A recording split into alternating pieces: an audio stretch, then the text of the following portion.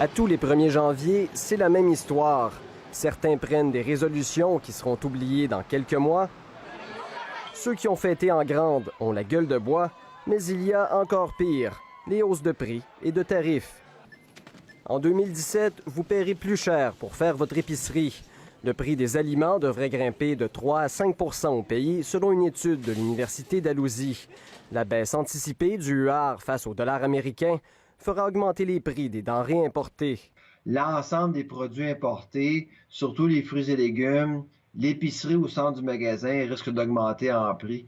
En avril, les Québécois verront leur facture d'électricité grimper.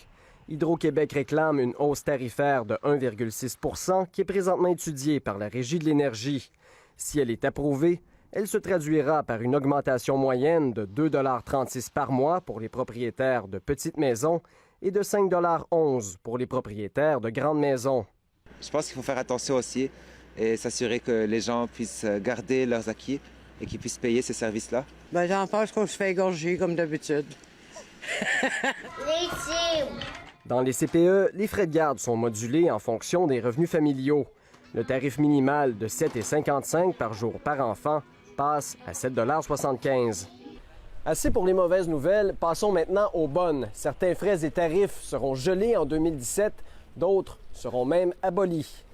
En 2017, les usagers de la Société de transport de Montréal paieront la même chose qu'en 2016 pour se déplacer.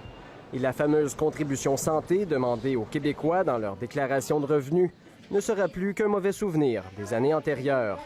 Mais il y a encore mieux. L'accès sera gratuit dans tous les parcs nationaux en 2017 pour le 150e anniversaire de la Confédération. Pour encourager tous les Canadiens à découvrir leur patrimoine culturel et naturel.